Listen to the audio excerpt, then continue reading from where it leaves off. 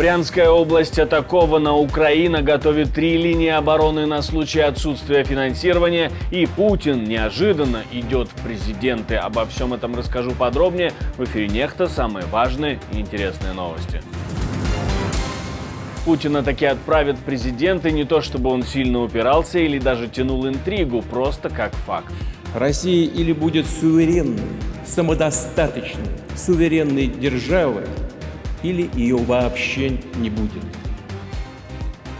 Почему о том, что перемирие невозможно, говорит заместитель Небензи, и кроме него никто?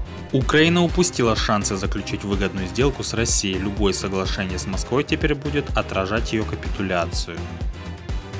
Украинской армии нужны люди, а людям мотивация, говорит начальник разведки. Сколько людей там служит и как их всех заменить? Без мобілізації неможливо навіть. Просто треба відкидати такі думки, що від мобілізації можна відійти. Не можна. Спасибо, что смотрите, спасибо за доверие. Не забывайте ставить лайки, не забывайте оставлять комментарии, не забывайте подписываться на канал. Это очень важно. Чем больше вас, тем больше людей смогут увидеть наши новости. Ну и не забывайте писать комментарии. Это важно, чтобы мы понимали, что вы думаете обо всем, что происходит. Поехали.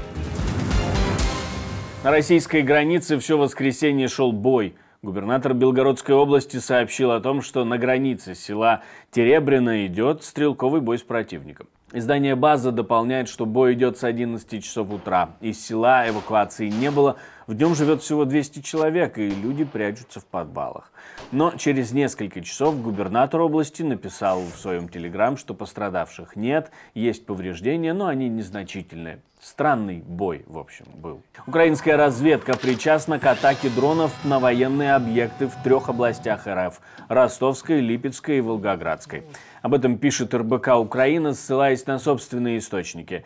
Российская Минобороны пишет, что всего в этой атаке участвовало 33 дрона, и якобы все они были сбиты. То, что говорят российские медиа о том, что якобы все дроны были сбиты, не соответствует действительности. Было по меньшей мере прямое попадание в военный аэродром. Есть разрушения, другие последствия уточняются. Тем не менее, количество задействованных дронов в украинской разведке подтвердили. Собеседники другого украинского медиа, к примеру НВ, сообщают, что атака на аэродром Морозовск в Ростовской области РФ была совместной спецоперацией СБУ и ВСУ, а там находится место дислокации 559-го бомбардировочного авиационного полка воздушно-космических сил РФ.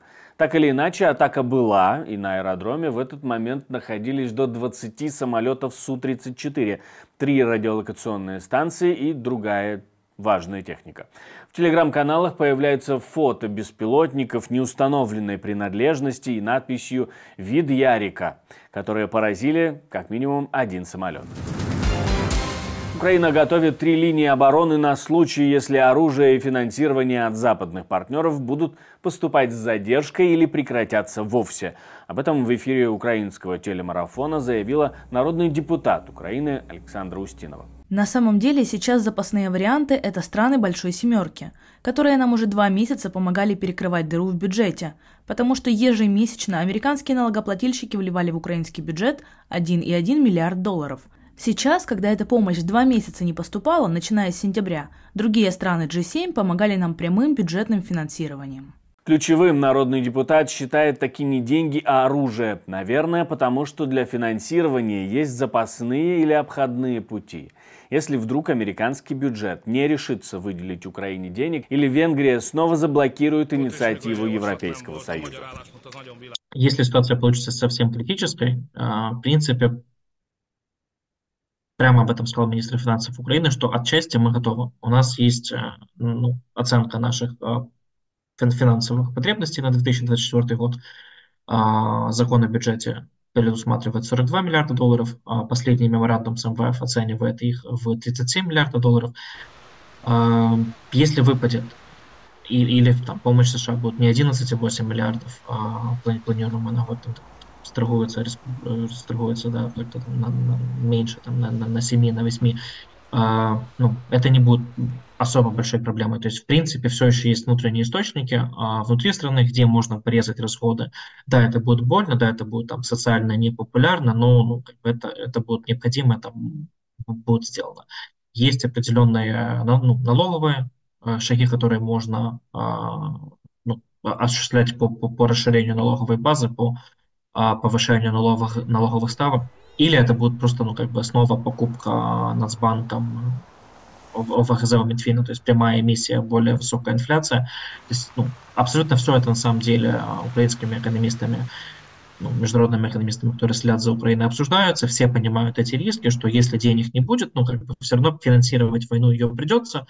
Просто удельный вес внутреннего финансирования он вырастет, удельный вес внешнего финансирования он снизится. Но само финансирование его у нас нет выбора, осуществлять его или нет.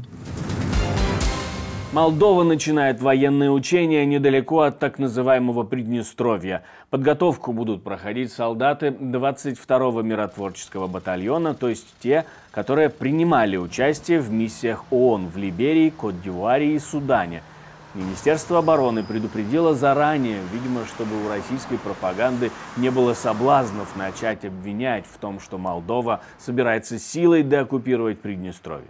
Хотя полигон находится в нескольких десятках километров от зоны безопасности. Перемирие уже недосягаемо, теперь только капитуляция. Так считает заместитель представителя России при ООН. Украина упустила шансы заключить выгодную сделку с Россией. Любое соглашение с Москвой теперь будет отражать ее капитуляцию. На самом деле Россия на всех уровнях, во всех эфирах трубит о том, что это Украина отказывается от переговоров, а Федерация всегда за, а тут вдруг как-то... Почему выступает заместитель, а не глава? Глава миссии, чтобы не брать на себя ответственность, обычно подставляет своего заместителя, говорит какие-то нелицеприятные вещи. Это первый момент по техническим вопросам. Второй момент. Пришло указание из центра. Дипломаты — это говорящие головы, они получают сценарий, что они должны сказать, где они должны сказать, кому они должны сказать, а потом еще написать отчет, кому сказали, какая была реакция и все остальное. Поэтому это все указание Министерства иностранных дел России. Единая Россия выдвинула Путина на выборы в президенты, как бы это ни было удивительно. Днем ранее инициативная группа избирателей, состоящая в том числе из певца Шамана и жены Пескова, тоже неожиданно поддержала выдвижение Путина на внеочередной срок. Все второстепенное, лишнее, то, что нас разъединяет, нужно отбросить в сторону. И, конечно, все решения мы должны и будем принимать только сами, без чужих подсказок из-за рубежа.